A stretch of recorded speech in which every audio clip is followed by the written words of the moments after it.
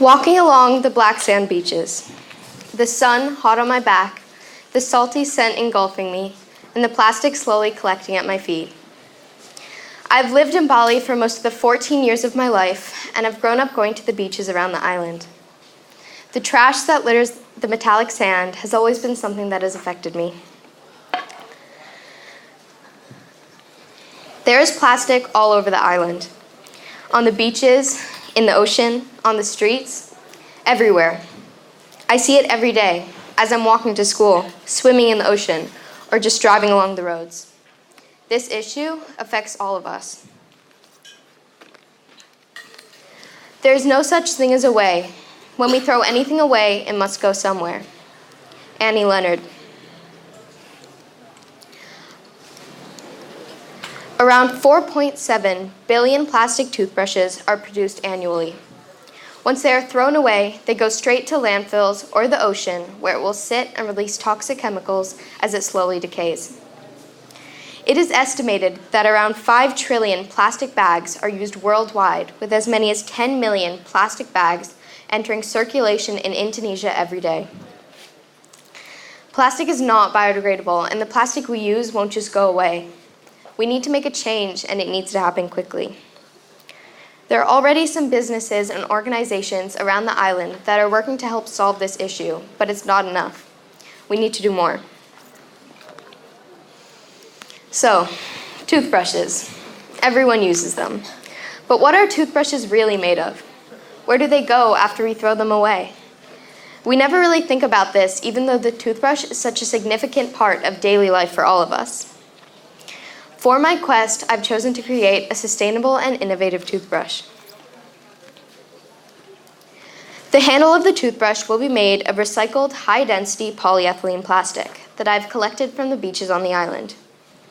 The head of the toothbrush is made of bamboo, and the bristles are made of castor bean oil. I decided to make the heads detachable, so when you are finished with your toothbrush and are ready for a new one, you can simply detach the head and toss it into your garden, leaving it there to decompose. As for the handle, you keep it and purchase another head to attach. This way, it is not making any more waste.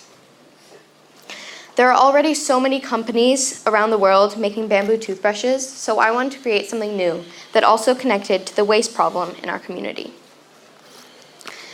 In order to do that, the first step, I thought, was beachcombing. Literally walking up and down the beach, collecting plastic of every shape, color, and form. This led to my first failed hypothesis, that an hour-long beach cleanup would provide tons of free raw material to create my new product. In fact, what I learned was that only a very small percentage of the total waste could be used to support the production of my toothbrush. It was really frustrating to realize that of all the garbage on the beach, less than 5% could be used for my product. I'd heard the term precious plastic used before by the upcycling team of Duakala and Sonora, and now I finally understood it. While waste plastics are everywhere on our beaches, only a very small amount have value for innovation through upcycling. I carried my overflowing rice sack of beach waste into the workshop of Duakala and proceeded to sort out my precious plastics, which amounted to a lot of blue aqua bottle caps. You'll notice that my finished toothbrushes are mostly a deep Danone blue. Lucky for me, blue is my original design color. The team at Duakala taught me the process of making an upcycled block of HDPE. Sorting, washing, shredding, melting, and injection molding. The process was amazingly simple, and the key seemed to be the molding. I could make anything I wanted if I had the right mold. I worked with Duakala to design a mold for the handle and then refine the handles at the iHub with the help of Pac Baxter. I'd originally intended to design my own bamboo head, but as I learned through many discussions with toothbrush manufacturers, I learned that the bristles were going to be too big a challenge to overcome in the time I had for Quest. I decided to change my game plan and use the head of an already made bamboo toothbrush from Brush with Bamboo. I cut and refined the head to fit into my handles and temporarily fastened them with electrical tape. I'm still working on a more suitable connection system. With a rough prototype complete, I decided to put my time into making a small bag to package my toothbrush and a toothpaste to make it a kit.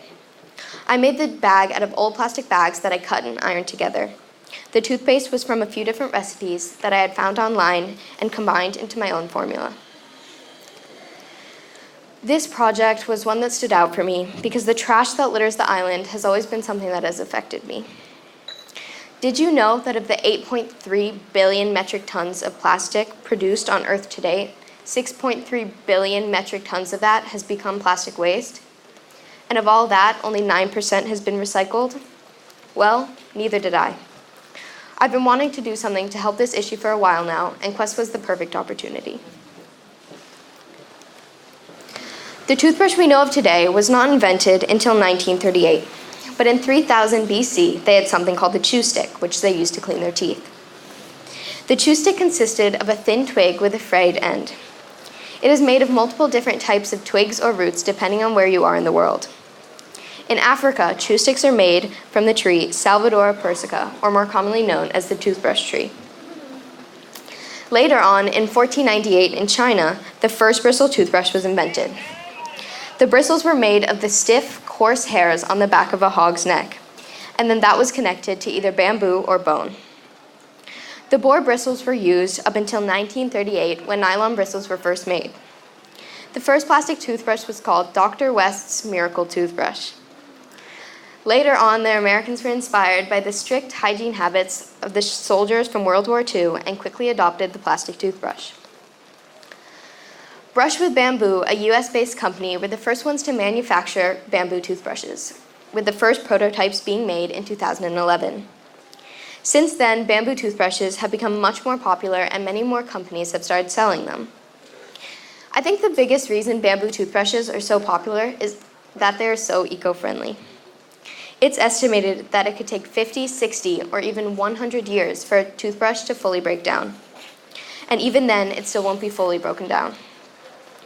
While that might not sound like the biggest deal, once you combine that with the millions of other plastic material that take just as long to break down, being thrown out and taken to landfills that are overflowing materials that have nowhere to go, it's a pretty big deal.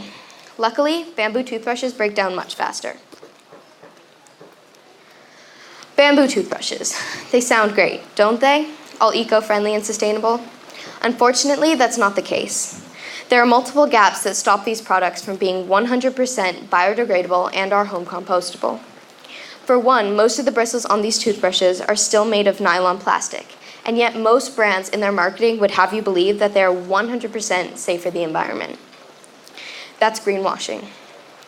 Greenwashing is a problem that occurs when companies lie to make their products seem more environmental. The closest thing that I have found to a fully plant-based and biodegradable toothbrush right now is the Brush with Bamboo toothbrush. The bristles are made of 62% castor bean oil, which is pretty innovative, but the balance is still 38% nylon plastics. It's bio-based, but not biodegradable. In my research, the only fully biodegradable option I found was the chew sticks and pig hair bristles, neither of which I think are commercially viable as a toothbrush alternative today. Which brings me to the future. I don't know if my own path is going to lead me to become a toothbrush tycoon. My dad told me to use that word, but really that's not the point. For me, the truly exciting part of this project has been to realize that even the most taken for granted, basic, everyday product can be innovated and improved in meaningful ways that impact the world around us.